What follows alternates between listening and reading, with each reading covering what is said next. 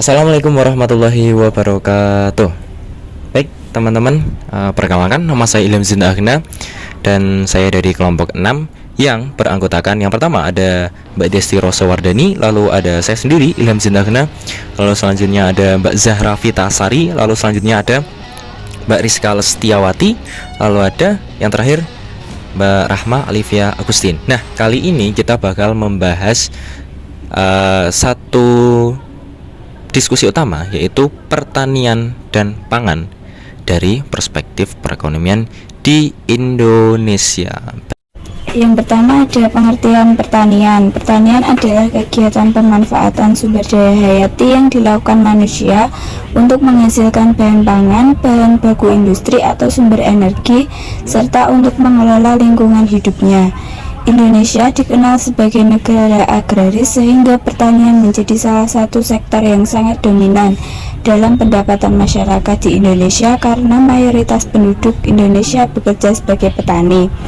Kemudian pengertian pangan menurut Undang-Undang Nomor 18 Tahun 2012 adalah segala sesuatu yang berasal dari produk pertanian, perkebunan, kehutanan, perikanan, peternakan, perairan, baik yang diolah maupun tidak diolah, yang diperuntukkan sebagai makanan atau minuman bagi konsumsi manusia. Kemudian ada tujuan pertanian, yaitu yang pertama dapat memenuhi kebutuhan pangan penduduk Indonesia. Yang kedua, petani akan mendapat penghasilan dan dapat memenuhi kebutuhannya sehingga akan sejahtera.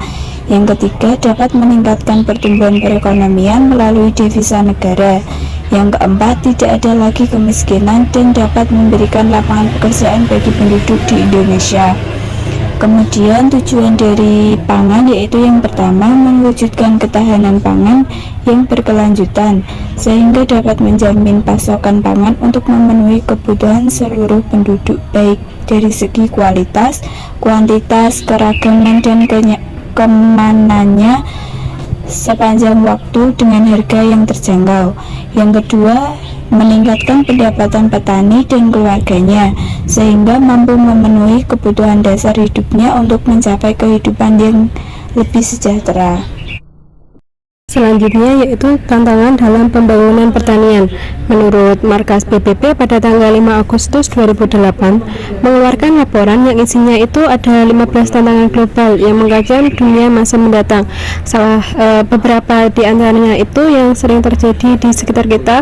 Yang pertama yaitu kenaikan harga pangan, yang kedua kelangkaan persediaan air, yang ketiga perubahan iklim, yang keempat penurunan pasokan air bersih, pangan dan energi, yang kelima penggundulan lahan, yang keenam memburuknya lingkungan hidup. Nah, keenam tantangan di atas itu sudah berada di sekitar kita. Nah, telah nyata ikut menghambat kita dalam usaha-usaha kita untuk membangun pertanian. Harga pangan terutama beras sebelum terjadi krisis moneter dengan saat ini telah naik mendekati 200%. Tentu ini akan menghambat tercapainya tujuan pembangunan pertanian, mengingat sebagian besar dari petani kita itu adalah buruh tani yang miskin, yang juga pada sisi lain itu para petani menjadi konsumen yang membutuhkan beras. Kelangkaan persediaan air secara nasional ada 60 DAS yang saat ini dalam kategori kritis. Ada puluhan waduk yang mengering, ada pula waduk yang umur teknisnya berkurang akibat dari proses sedimentasi karena penggundulan lahan dan memburuknya lingkungan hidup. Memburuknya lingkungan hidup menyebabkan terjadinya perubahan iklim, baik iklim global maupun iklim mikro. Tentunya itu untuk jangka panjang dan akan mempengaruhi produktivitas tanaman dan pada akhirnya akan mengganggu upaya dalam membangun pertanian. Selanjutnya ada tantangan pangan. Yang pertama ada konversi lahan pertanian semakin meningkat dan itu dapat mengancam keberlanjutan produksi dan kualitas pangan. Nah, alih fungsi lahan pertanian itu menjadi kawasan industri, permukiman dan infrastruktur yang dapat mengurangi luas lahan produktif. Yang kedua ada keseimbangan suplai dan demand pangan masih belum stabil sehingga menyebabkan dinamika pasar yang sulit diprediksi. Nah, ketidaksesuaian antara jumlah suplai dan demand itu juga dapat menyebabkan harga fluktuatif, kesulitan distribusi, serta pasar yang sulit diprediksi, yang tentu saja bisa merugikan petani dan konsumen. Yang ketiga, ada penguasaan teknologi oleh petani kecil masih rendah, disertai manajemen usaha tani dan pemasaran yang lemah. Nah, itu tuh banyak petani yang belum mengakses atau menguasai teknologi pertanian modern, sehingga itu dapat menghambat produktivitas dan pendapatan petani. Yang keempat, ada kehilangan hasil panen dan pemborosan pangan masih tinggi, sekitar 10-20% akibat penanganan pasca panen yang tidak tepat. Nah, penanganan pasca panen yang tidak tepat itu juga menyebabkan food loss, sehingga mulai dari saat panen, penyimpanan, pengolahan hingga distribusi. Yang kelima, ada lahan pertanian per kapita terbatas sehingga serta keterbatasan alasan pasar, modal, informasi dan teknologi. Jumlah lahan yang bisa diakses oleh petani kecil semakin sempit dengan kendala akses ke pasar modal, informasi dan teknologi. Hal ini tuh menyulitkan upaya modernisasi dan efisiensi pertanian. Yang keenam, ada minat pemuda di sektor pertanian rendah, mayoritas petani berusia di atas 45 tahun. Nah, ini tuh karena dianggap oleh para pemuda itu pertanian itu kurang menjanjikan secara ekonomi, sehingga mayoritas petani itu di atas 45 tahun. Yang selanjutnya ada industri agro didominasi kelapa sawit kurang beragam. Nah, sektor agroindustri itu masih didominasi oleh kelapa sawit. Nah, sehingga itu produk itu masih rendah sehingga ketahanan pangan dan nilai tambah belum optimal. Yang kedelapan, ada 3 beban gizi masih menghantui Indonesia, yaitu stunting, obesitas, dan anemia. Yang kesembilan, ada perubahan iklim yang dapat menambah resiko gagal panen akibat banjir dan kekeringan. Banjir dan kekeringan itu merupakan anomali cuaca yang mengakibatkan perubahan iklim, dapat mengganggu musim tanam dan panen, dapat meningkatkan kerentanaan petani terhadap kerugian. Selanjutnya ada strategi pengembangan pertanian. Yang pertama itu ada intensifikasi pertanian. Nah, intensifikasi pertanian itu melibatkan peningkatan produktivitas melalui penerapan teknologi, penggunaan benih unggul, dan pengelolaan yang baik dari hulu sampai ke hilir. Yang kedua, ada pengembangan berbasis klaster. Nah, ini itu juga melibatkan kolaborasi antara pemerintah, masyarakat, swasta, dan pihak lainnya untuk memaksimalkan potensi dan efisiensi pertanian. Nah, hal ini tuh dapat mencakup pengembangan kawasan pertanian yang terintegrasi dari hulu sampai ke hilir juga. Nah, yang ketiga ada pemeliharaan mutu dan keamanan. Strategi pengembangan pertanian juga mencakup pemeliharaan mutu, keamanan, dan kebenaran hasil produk pertanian. Nah, ini tuh dapat melibatkan pengembangan dan penataan pasar serta penggunaan pada pelayanan kesehatan. Yang selanjutnya ada pengembangan sumber daya pertanian, yaitu fokus pada pengembangan sumber daya pertanian yang ada, termasuk pengembangan infrastruktur dan sarana produksi pertanian. Selanjutnya ada peningkatan kualitas SDM pertanian. Strategi ini tuh melibatkan peningkatan kualitas sumber daya manusia yang terlibat dalam sektor pertanian, seperti petani dan tenaga kerja pertanian lainnya. Selanjutnya ada reformasi birokrasi. Reformasi birokrasi dan tata kelola pemerintahan yang berorientasi pada layanan prima juga merupakan bagian dari strategi pengembangan pertanian. Terakhir yaitu pengembangan pertanian berkelanjutan. Pengembangan pertanian yang berkelanjutan melibatkan pendekatan yang mempertimbangkan aspek lingkungan, sosial, dan ekonomi dalam pengelolaan pertanian. Selanjutnya ada strategi untuk meningkatkan produksi. Nah, dalam rangka pendukungan terhadap pencapaian keberhasilan sasaran yang telah diterapkan pada RPJMN 2020 sampai 2024, pemerintah melalui Kementerian Pertanian telah berbagai program terobosan Terobosan yang diharapkan dapat mengakselerasi ataupun mempercepat proses implementasi kebijakan pembangunan pertanian secara operasional.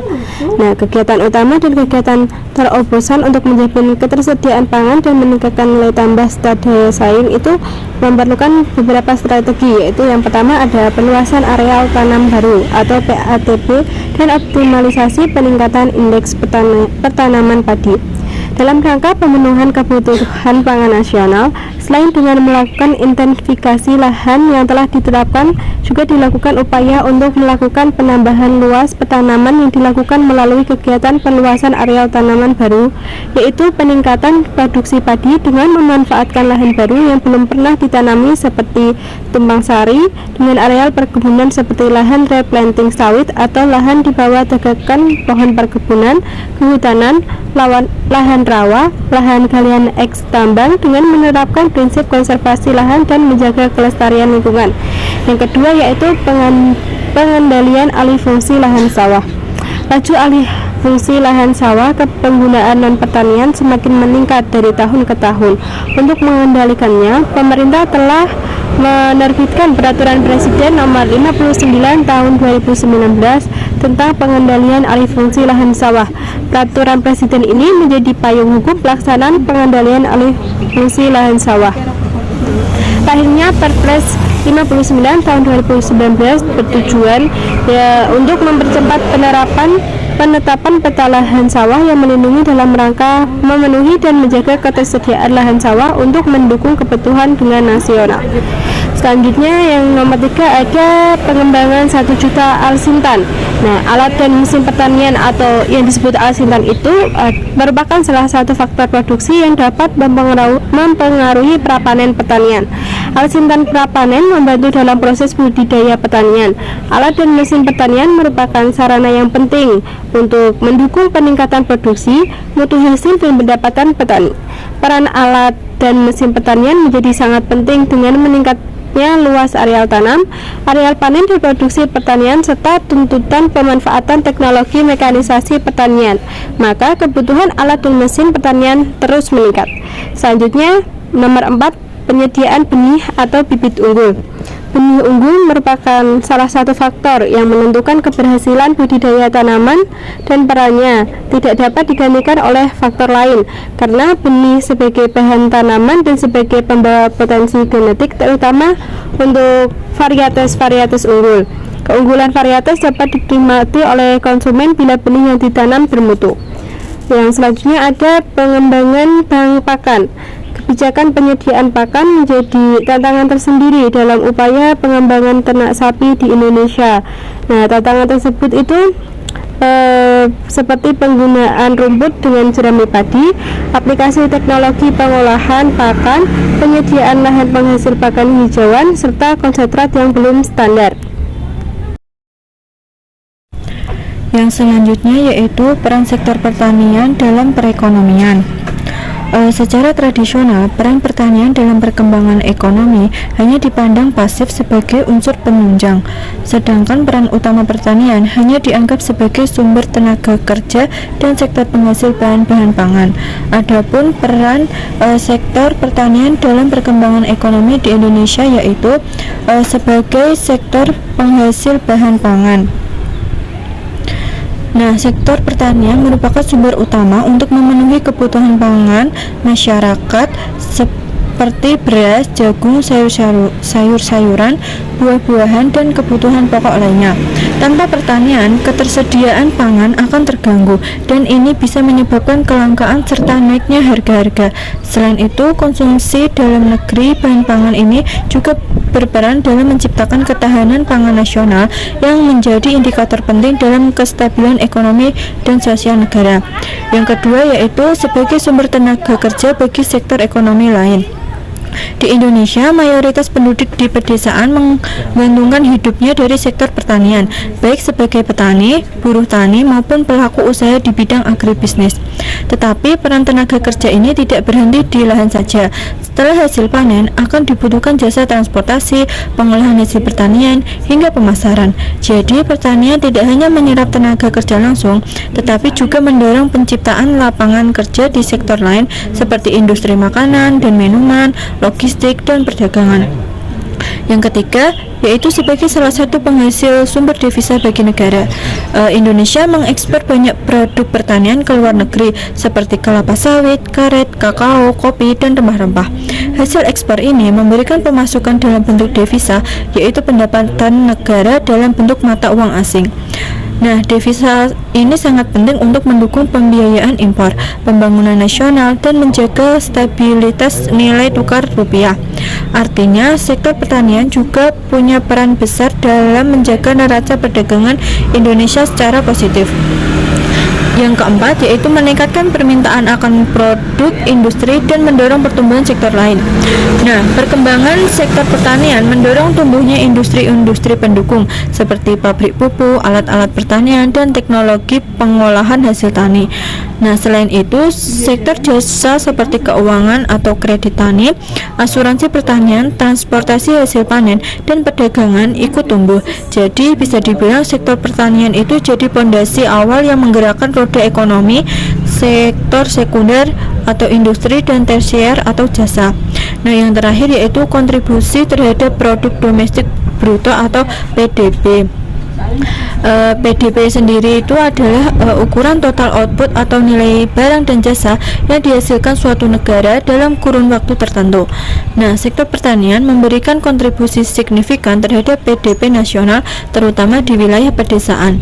Walaupun kontribusinya mulai menurun seiring pertumbuhan sektor industri dan jasa, namun dalam kondisi krisis seperti pandemi, sektor pertanian terbukti paling stabil dan tetap tumbuh positif. Hal ini menunjukkan bahwa pertanian adalah sektor ekonomi yang tahan banting dan sangat penting bagi keberlanjutan nasional. Yang selanjutnya yaitu peran pangan dalam perekonomian. Peran pangan dalam perekonomian di Indonesia tidak kalah penting dibanding dengan sektor pertanian. Berikut ada beberapa peran pangan dalam perekonomian di Indonesia. Yang pertama, menjamin ketahanan pangan nasional. Nah, ketahanan pangan berarti memastikan bahwa seluruh masyarakat di Indonesia mempunyai akses terhadap makanan yang cukup, aman, dan bergizi setiap saat. Kalau ketahanan pangan ini terjaga, maka negara bisa lebih kuat menghadapi krisis, baik karena bencana alam, konflik, maupun gejolak ekonomi global. Yang kedua, yaitu menopang stabilitas ekonomi. Pangan berperan dalam menjaga stabilitas harga dan inflasi. Kalau harga bahan pangan naik drastis, bisa memicu inflasi dan menurunkan daya beli masyarakat. Makanya sektor pangan yang kuat akan membantu menjaga kondisi ekonomi tetap stabil. Yang ketiga, mendorong pertumbuhan sektor industri pengolahan. Sektor pangan menjadi bahan baku utama untuk industri pengolahan makanan dan minuman. Jadi kalau produksi pangan meningkat dan berkualitas, maka industri pengolahan juga akan berkembang. Nah, ini bisa menciptakan lapangan kerja baru dan menambah pemasukan negara. Dan yang terakhir yaitu instrumen pengendalian kemiskinan dan gizi. Akses terhadap pangan yang terjangkau dan bergizi bisa membantu mengurangi angka kemiskinan dan memperbaiki kualitas gizi masyarakat. Ini penting banget, apalagi di daerah-daerah yang tingkat kemiskinan dan rawan pangan yang masih tinggi. Pertanian bukan hanya soal menanam dan memanen. Jadi banyak faktor yang mempengaruhinya, dari segi faktor ekonomi, faktor iklim, dan faktor fisik atau faktor lingkungannya. Pertanian masa kini tidak hanya dipengaruhi oleh kondisi alamnya saja, tetapi juga oleh berbagai faktor ekonomi. Yang pertama itu ada subsidi. Subsidi pemerintah itu sangat berperan dalam membantu petani. Pemerintah biasanya itu kan memberikan bantuan berupa uang atau alat produksi agar petani itu mampu menanam tanaman tertentu. Nah, ini bisa menjadi penentu tanaman apa yang akan dibudidayakan oleh petani. Yang kedua ada harga komoditas pertanian seperti jagung dan kedelai juga sangat fluktuatif. Harga ini bisa naik turun tergantung pada kondisi cuaca, permintaan pasar, dan spekulasi dari para investor-investor. Lah, jika harganya turun, petani bisa mengalami kerugian meskipun hasil panennya bagus. Yang ketiga, hukum imigrasi dan ketenaga kerjaan juga berdampak besar.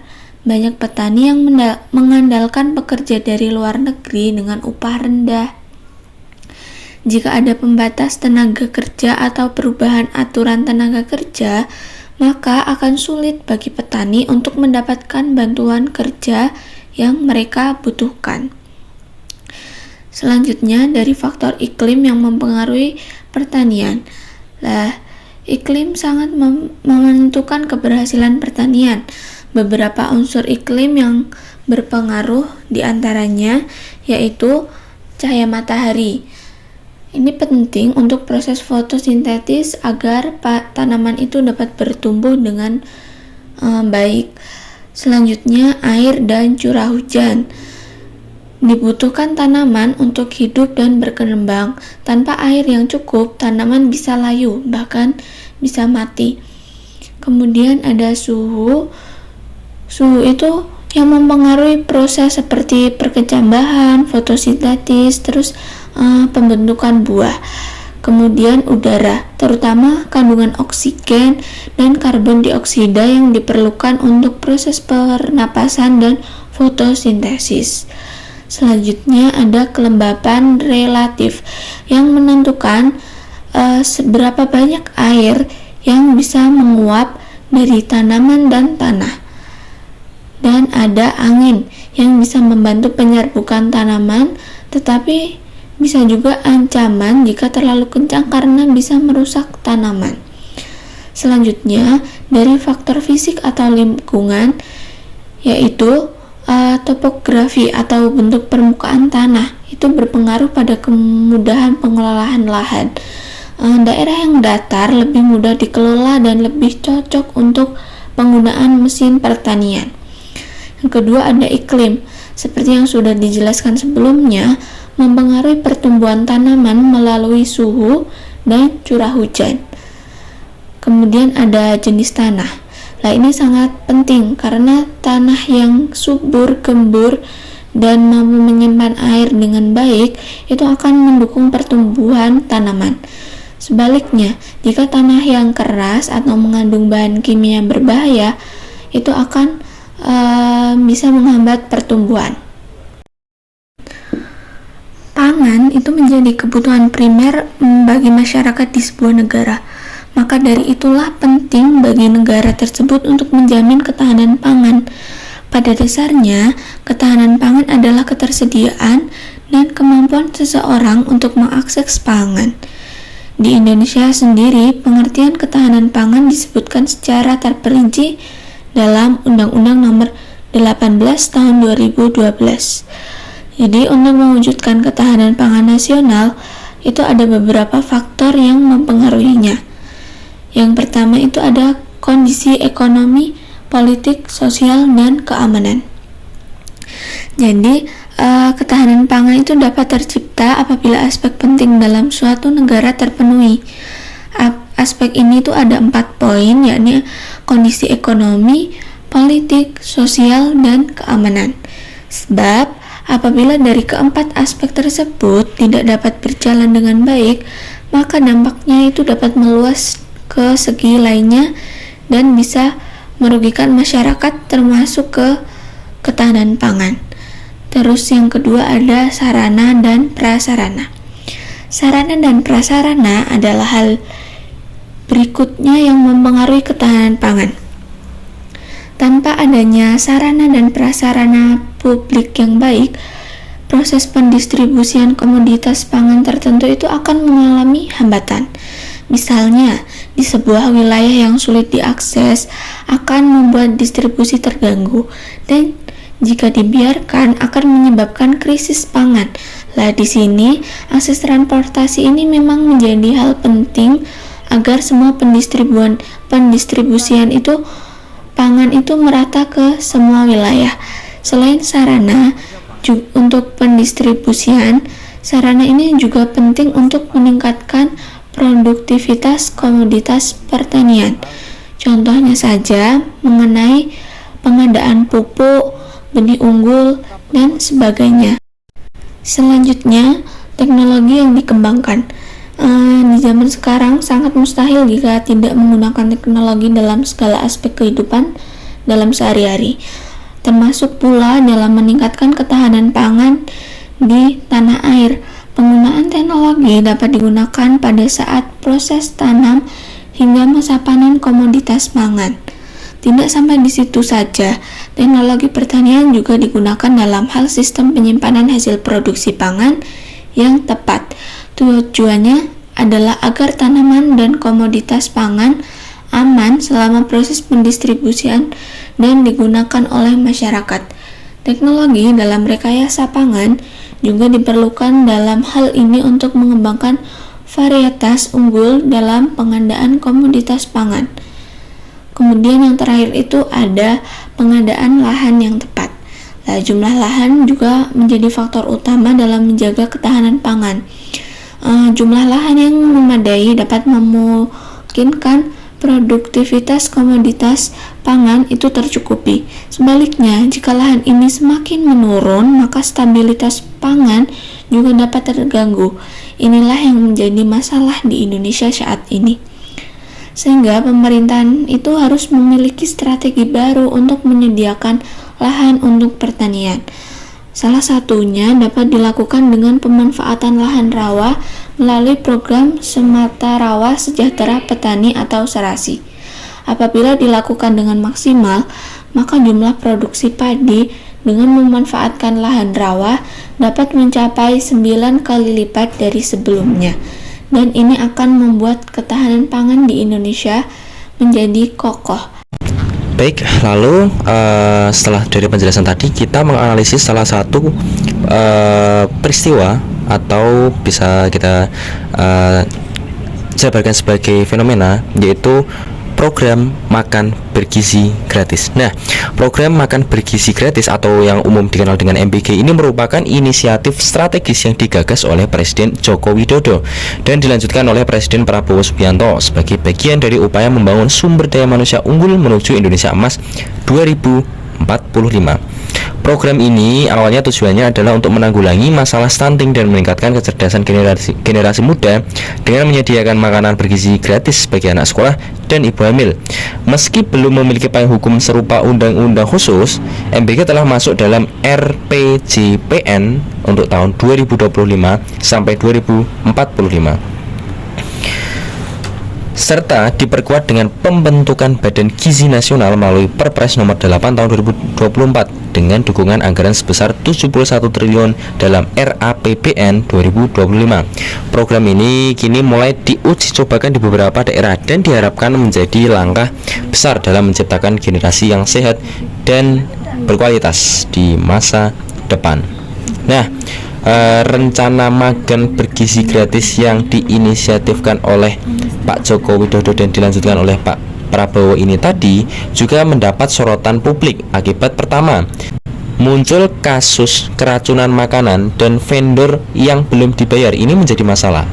Lalu seorang pakar dari FK atau Fakultas Kedokteran KMK UGM Universitas Gadjah Mada, yaitu Dr.